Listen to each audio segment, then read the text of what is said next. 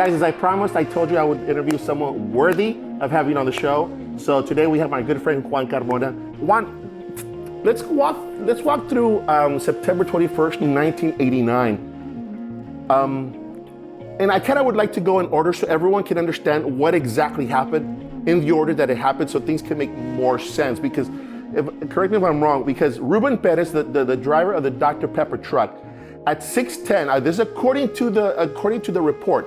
At 6:10, he reported to work at Valley Coca-Cola. From there, he pretty much, I guess this is the part, because I used to be a driver, much like him. This is the part that I feel like I need to explain what goes into that. So what happens is when the driver gets there, they pretty much have to count everything that's in their bays.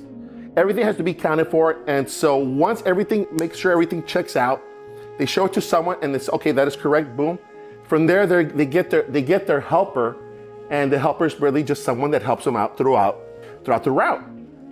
Ruben Perez, because here's the thing, is that Gilbert is the bus driver. Oh, yeah. The helper is Ruben, but has the last name of the driver of the bus driver. Yeah, that's why I'm always crossing them. Which is so weird, man. Yeah. Like, what are the odds? It's kind of like, woo. Yeah.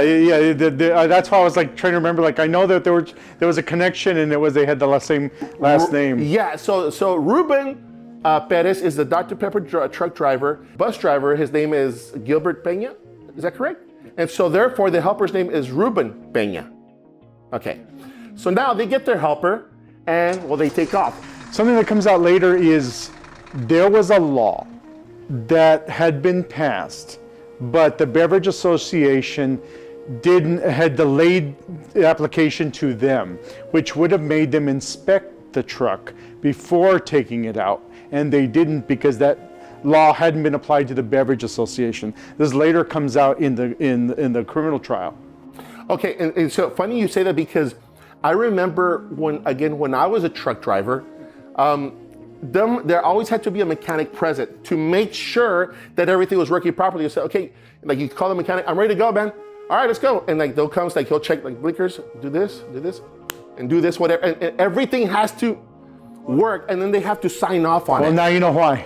You know, the law actually had been in place, but the beverage company was saying, it was the Beverage Association in Texas was saying that they needed more time because it was going to cost them more money to hire more people to inspect the trucks. So they delayed that law. Otherwise, that truck would have been inspected.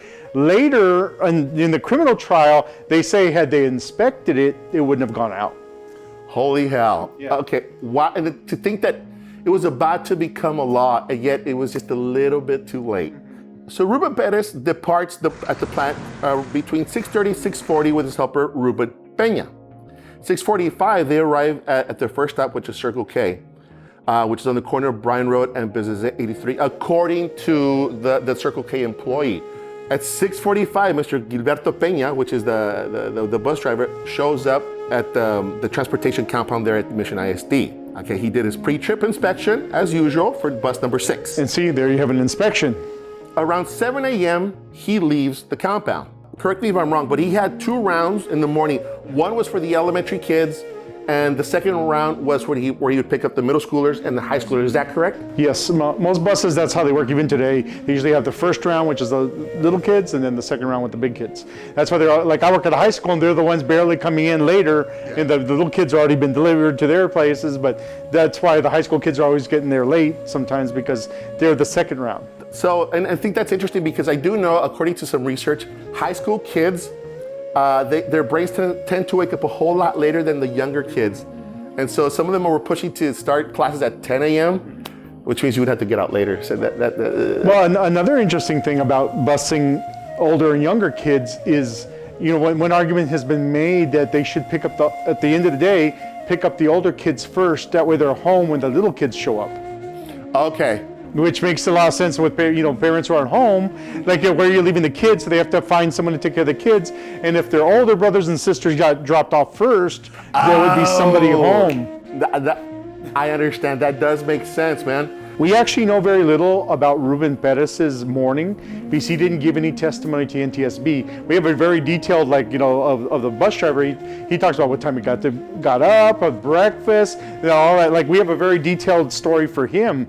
but Ruben Perez did not give testimony like that to the NTSB. So we know when he showed up and we know when he went out. We literally have like the whole day for the bus driver. Okay, so now Ruben, he's already at his first account, dropping off the product. At 7:20, he leaves Circle K. This is where it starts to get a little bit interesting because in the morning, the truck is probably the most dangerous because it's so full of product. So therefore, it's a lot heavier and it has more momentum. That's what people didn't understand, but no, that's just how it is. I remember there was a few times when early in the morning, we would take off and it was full of product. We would step on it and it would take off very slow because it was just so heavy. And to stop, it'll still stop properly, but you could tell where it struggles a little bit more to stop. At 7:34 a.m., the bus driver had just picked up his last passenger of the morning, Edna Ortiz, according to Cynthia Cantu, who was studying that morning on the bus for a trig test she was taking that morning. It was right before Perla. Because she's like the one who missed it, and they had just picked up the other kid, and she's the witness they use. Because she's the one who helps the NTSB recreate, because she was literally running behind it when all that happened. If you're looking at the accident, what was as it played itself out, basically the truck's going up north. The loader literally is the one who warns him there's a stop sign coming up. Now Ruben says he's new to the route, but he wasn't that new when you look at the NTSB report.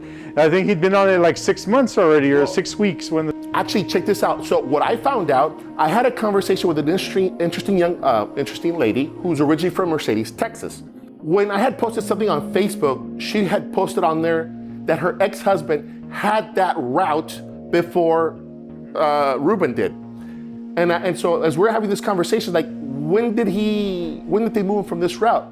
He says 1 month prior to the accident. Was he the loader? Because he was a loader before, because he was in an accident and he would take it off driving. Mm-hmm. And then they had just put him back as a driver. So he probably was a loader before. So either way, he knew that route. That's even what the loader said. He's like, he knew it, but he's like noticing he wasn't slowing down. So he's like, hey, there's a stop sign coming up. And even the kids in the bus say that truck is moving fast. Really fast. And it doesn't, I don't understand it, because apparently according to the driver, he tried to stop. He said the brakes didn't work, then he tried is it the truck brake or Yeah, so it's these little buttons where you push in. The trailer brake, which is the trailer brake and the tractor brake. There's two of them, right? The beverage truck was heading north on Bryan Road. The helper reported that they were traveling at about 45 miles per hour. Now, 300 feet from the crossroads, where there is a stop sign, the driver was not slowing down. A witness traveling behind the beverage truck reported that he ran the stop sign. Yeah, he didn't stop. And so the kids even saw it speeding toward them. Those that were paying attention, most of them, like when you read the testimony and people I interviewed, they're kids, they're chatting, but that some kids were seeing, and they said it was moving fast. They could see that there was an accident about to happen. So far, everyone that they interviewed that I read about said that saw it was coming fast. Mm-hmm. The truck was going north, and the bus was going east, was going westbound. So now the students on the bus noticed Dr. Pepper coming at them pretty fast, and they shouted at the bus driver, right? Like kind of like warning him, hey, here comes this truck. But now Gilberto, he reported that when he saw the truck, he applied the brakes and attempted to steer to the right, which makes sense because the truck is coming from the left, so he tried to steer right, which is probably going to make sense in a little bit when it goes over the mountain, but we'll get into that in just a bit.